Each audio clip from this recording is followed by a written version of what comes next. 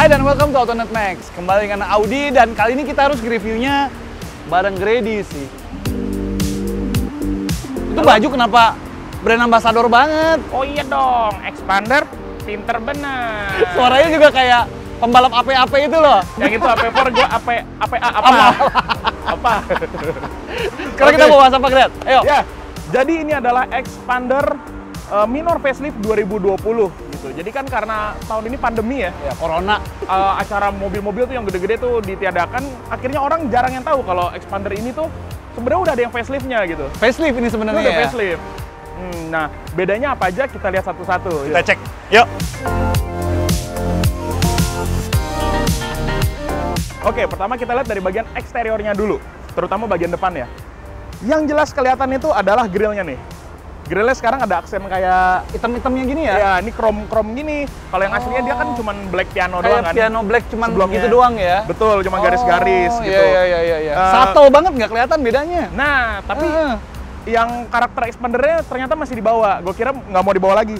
Tarikan dynamic shield-nya tuh agak miring. Ya, kalau yang cross kan tegak ya? Itu tegak ya.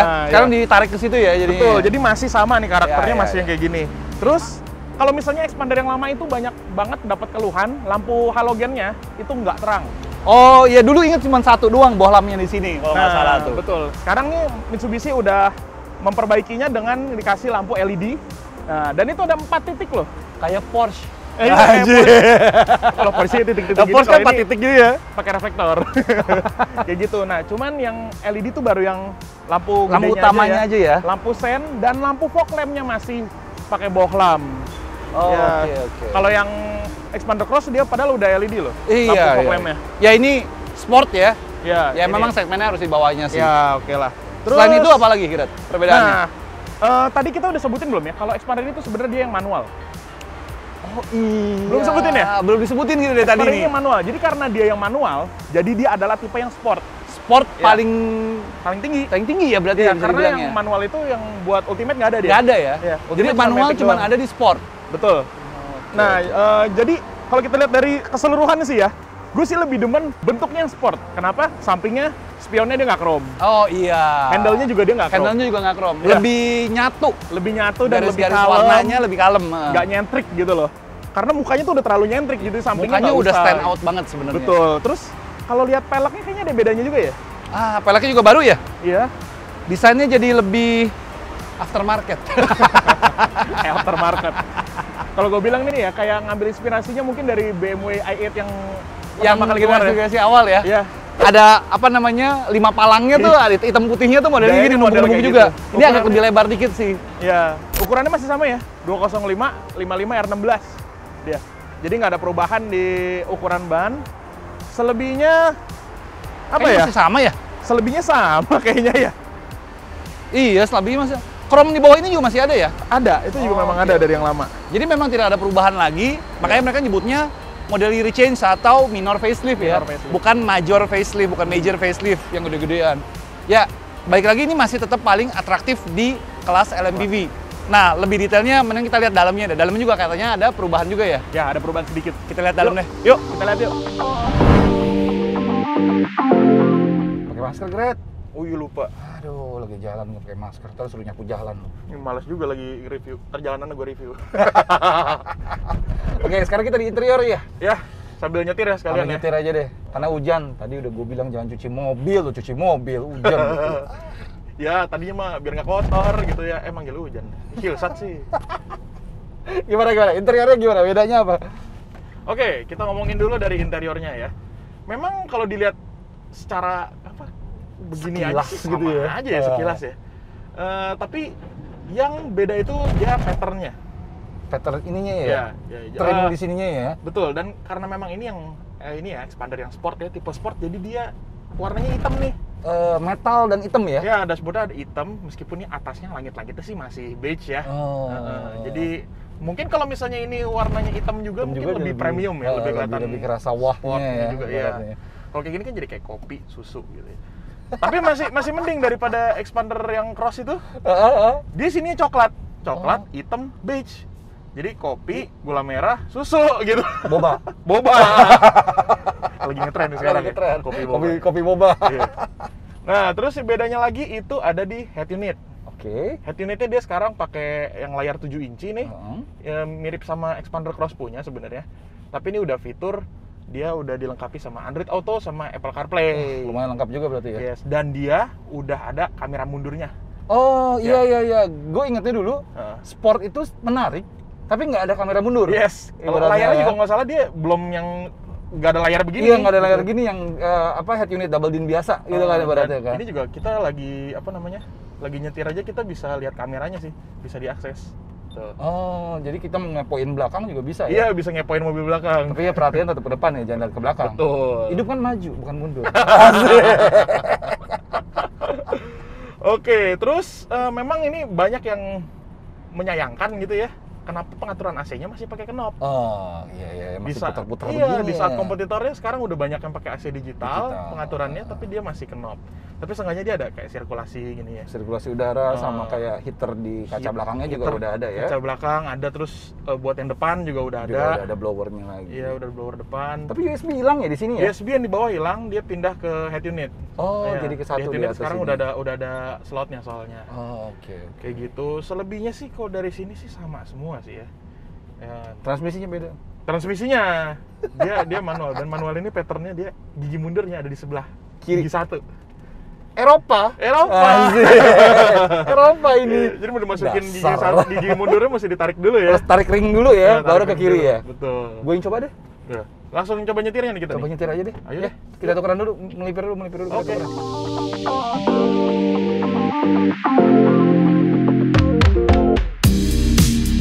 Oke, sekarang gantian nih, gua yang nyetir sekarang nih. Dan udah lama nggak main manual. Tadi ngeliat mobilnya manual, pengen banget nyobain. Pengen banget langsung, waduh, manual men, gitu. Udah lama banget gua nggak pakai mobil manual. Dan surprisingly malah jadi lebih enak kalau gue bilang dibandingin versi Matic-nya. Jauh. Jadi kalau kalian pernah inget, kita kan pernah nyoba yang Expander biasa dan Expander Cross kan. Waktu itu yang Cross malah kita bawa jalan jauh gitu kan ibaratnya kan.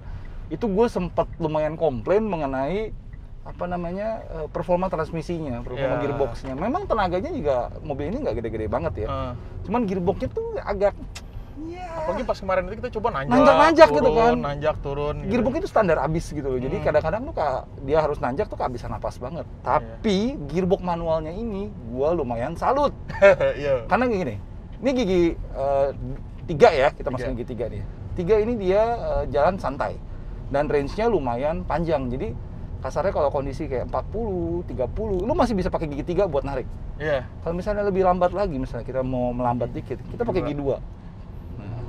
RPM lebih tinggi tapi otomatis tenaga tuh. Kan instan masuknya ya. Masuknya enak. Iya.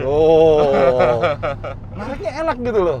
Dan gigi satu sih gue nggak terlalu banyak mainin ya. Gigi satunya mungkin dipakainya pas kondisi stop aja. Stop aja atau kalau bener-bener stop and go mau crawling banget gitu loh ibaratnya. Polisi tidur gitu itu masih pakai gigi 2. Pakai gigi 2 nih napasnya cukup panjang kalau gue ngerasanya. Dan jadi kita literally mainnya di gigi 2, gigi 3 aja. Dan itu udah lebih dari cukup kayak buat bawa harian. Plus, ada plus poinnya dan sekaligus negatif poinnya. Apa nih? Koplingnya enteng. Tapi kalau misalnya gue baca komen-komen penonton kita ya, itu banyak yang demen kopling yang kayak begini.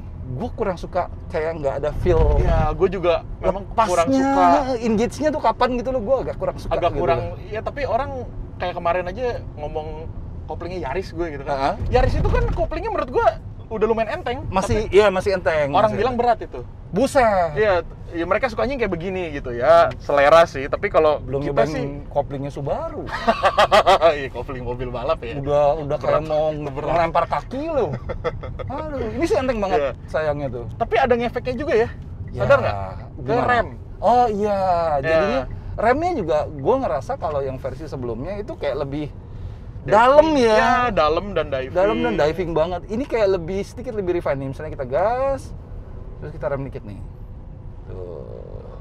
Ketakar ya? Ketakarnya enak. Ketakar ya, ada feel-nya. Feel gradualnya tuh masih dapat gitu loh dari si remnya sendiri. Ini bikin refinement drivingnya terutama ya. Jadi jauh lebih bagus kalau menurut gue sih dibandingin malah versi yang otomatiknya. Ini baru kerasa gitu lo bisa ngail potensi si mesinnya sama si mobilnya sendiri. Ini baru kerasa banget dengan pakai gearbox manual kayak gini. harusnya kayak gini. Tapi dia meskipun gitu remnya dia masih drum yang belakang ya. Iya, sayangnya Dia nggak masih ada drum ya. improvement jadi cakram. Begitu udah turunan, tanjakan, panas cenderung ya. Ya overheat sih masalahnya Iya. sih.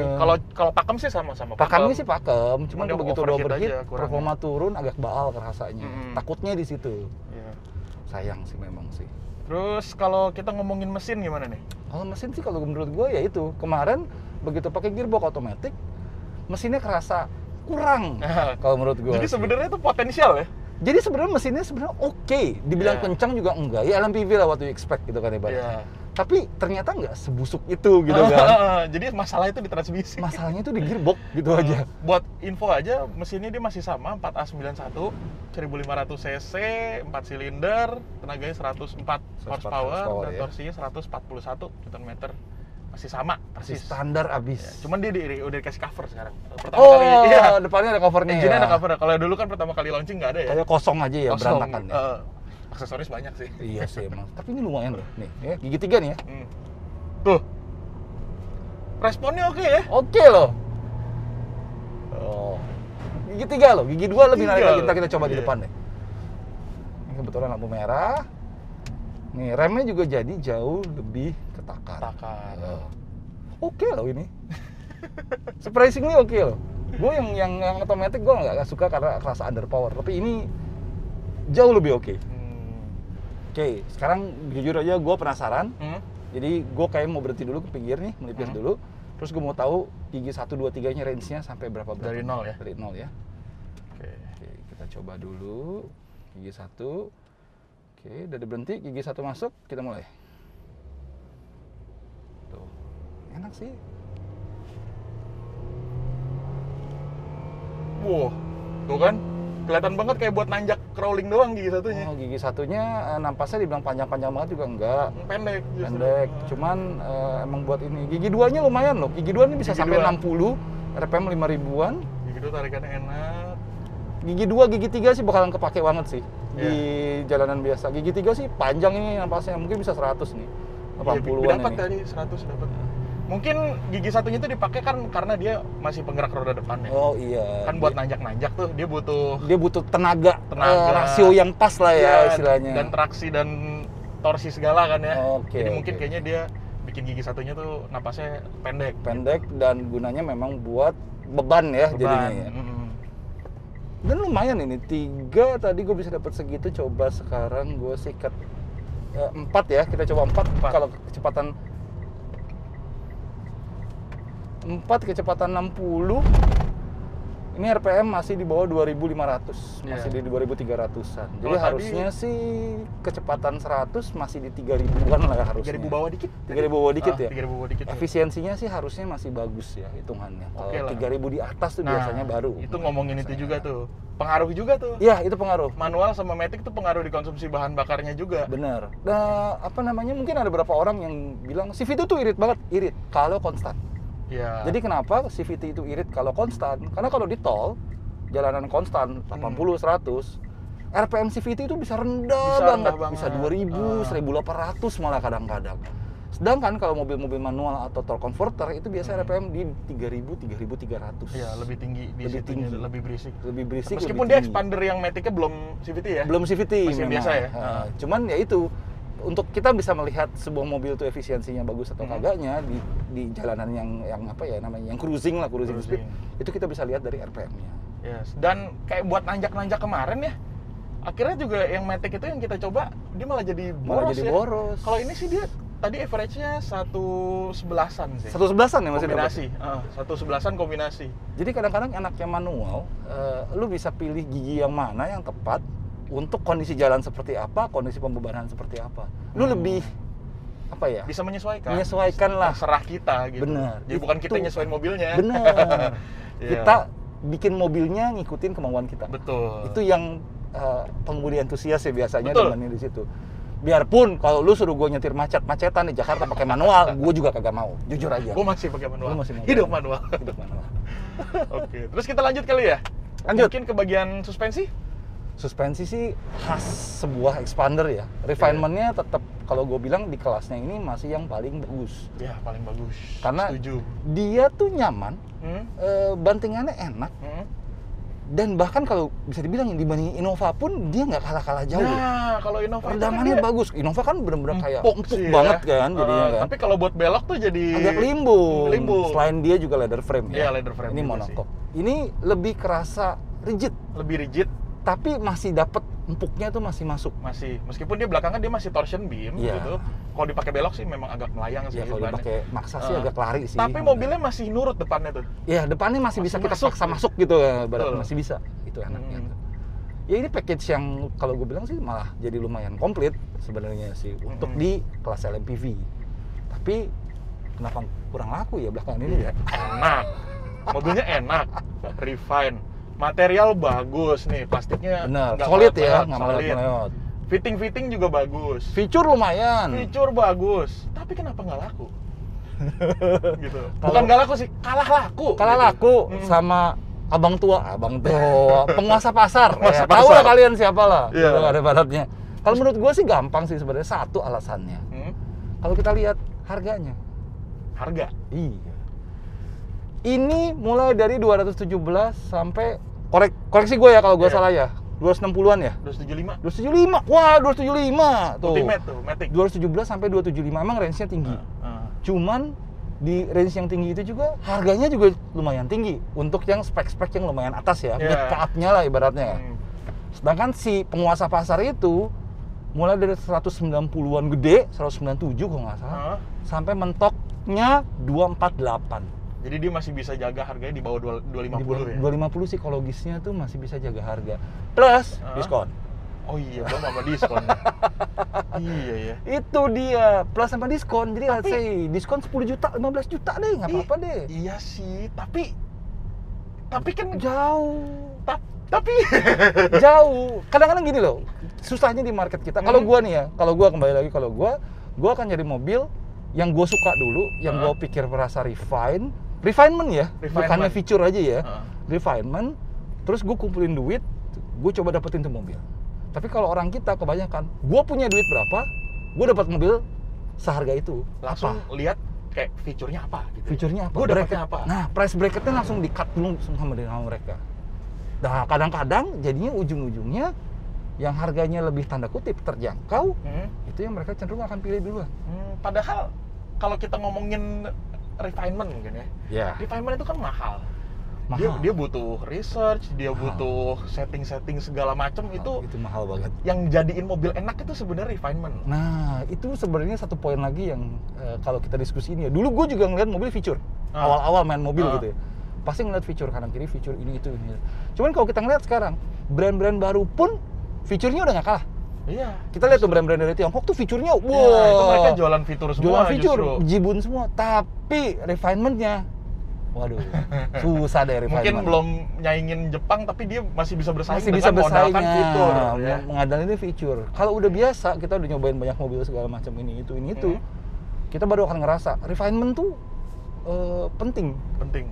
Itu yang paling mahal dari mobil tuh paling mahal. Gimana cara setirnya bereaksi, gimana suspensinya enak, kegardamannya, respon engine-nya, posisi duduk, ergonomis. Waduh. Itu poin yang disebutin barusan ada di sini semua loh. Itu mahal. Iya, itu mahal.